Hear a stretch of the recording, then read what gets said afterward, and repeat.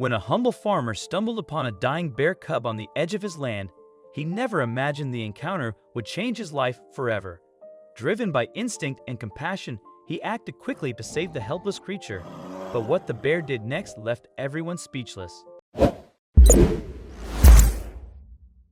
Michelle first thought it was a dead puppy, just a soaked lump of fur in the mud. But as she crept closer, she saw the matted paw and realized it was a bear cub. No mother in sight, no blood, just the tiny body trembling, barely breathing. Its eyes were crusted shut, ribs sharp beneath its skin, more bone than bear. Michelle should have called someone, but instead, she wrapped the freezing cub in her jacket and took him home. She cleared the table, warmed towels, and fed him goat milk with a syringe. He barely moved, but he breathed.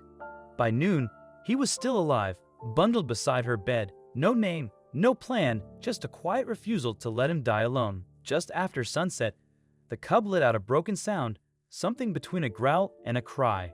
By midnight, he'd vomited, seized, and barely clung to life. Michelle, frantic, called a doctor who told her to put it back.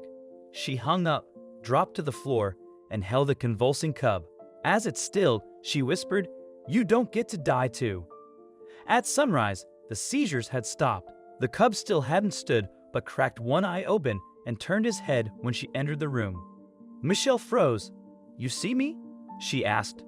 It blinked, let out a scratchy sound like a busted speaker hiccuping. She sat on the floor, a warm towel in hand, soaked with milk and egg. When she pressed it to his lips, he licked. Once, then again. Not much, but something. "You stubborn little shit," she whispered. The room reeked, her body ached, but the cub was alive. By day 3, he wobbled behind her room to room, fragile but moving. On the 4th day, he slipped outside. Eric spotted him and shouted from the fence, "What the hell is that?" "It's not what you think," Michelle said quickly. "That a bear?" She didn't answer. "You want someone killed? It's just a baby. It's a goddamn bear. I'm handling it." "No, you're not. You're keeping a predator in your backyard." Eric threatened to tell the others, and by evening, Michelle's phone buzzed with judgment. In town, whispers followed.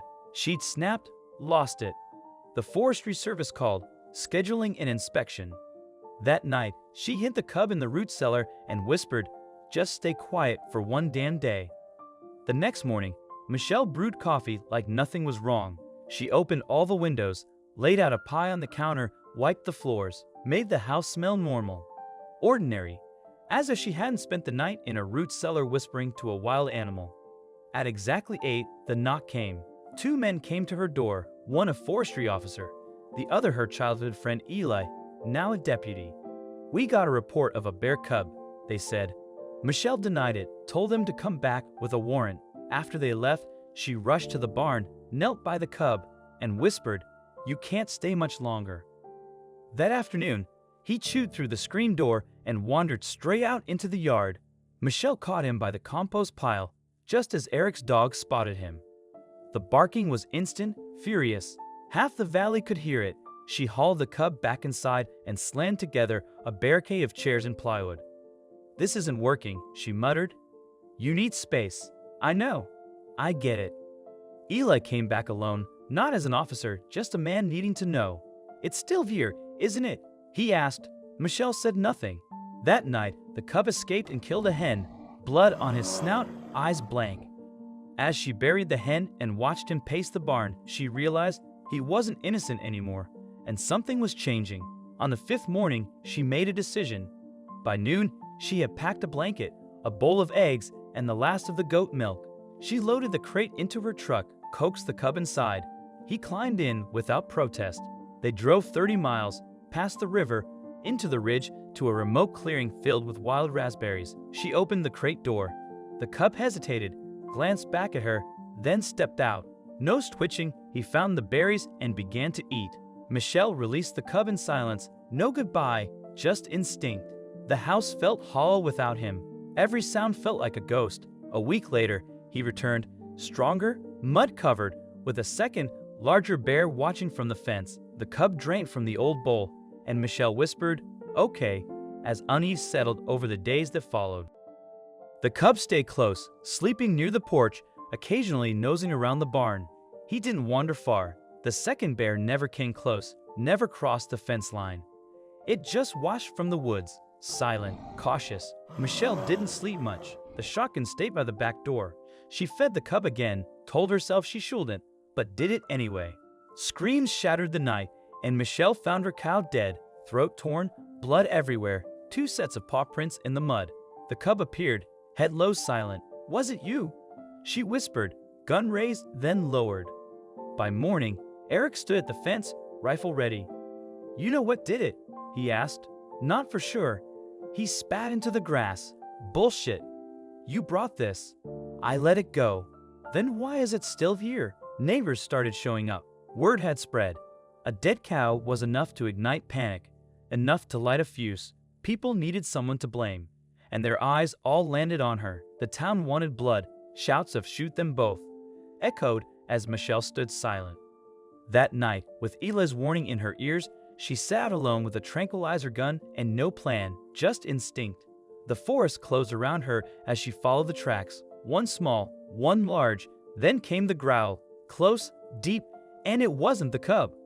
The large bear, thin, ribs like blades, fur clumped with dirt, teeth bared, and beside it, the cub, standing between the bigger bear and something else. Michelle hadn't even realized she'd stepped into the clearing. She was exposed. The big bear lunged. The cub threw himself sideways, snapped low to the ground, not attacking, distracting. The big one hesitated, snarled, took a step. Michelle raised the tranquilizer gun, aimed, fired. The dart hit the bear's shoulder. It roared, staggered, then bolted into the trees. Michelle stood frozen, breathing hard. Her hands trembled. The cub turned toward her. His chest heaved, his eyes locked on hers. Then, behind her, another voice. There, a gunshot cracked the air. The cub jerked sideways. Another shot. He dropped. Michelle screamed, "No!" She ran to him, fell to her knees. Blood at his shoulder. Still breathing, barely. Eric and another man emerged from the brush, rifles raised. Michelle lifted both hands. "It wasn't the one I saw." "It was." Eric hesitated, looked down. Too late. They walked away, said nothing. Michelle stayed, cradling the cub's head. He blinked slowly, still watching her. She whispered, "Why'd you come back?" He didn't move, just looked at her. Then, with a shaky breath, he stood, blood trailing behind. No growl, no sound.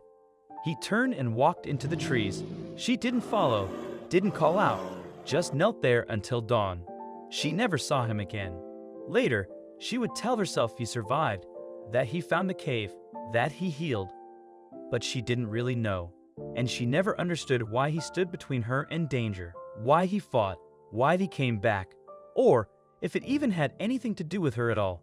She only knew one thing. "I can't forgive what they did," she said once, months later, "but I don't know if I can forgive him either." A long pause. "I don't know if he came back for me or if he just came home." What do you think of this story? Let us know in the comments section. I hope you like this story. Please give it a thumbs up and subscribe to our channel. Also subscribe and press the bell icon to never miss the update from our channel. Thank you.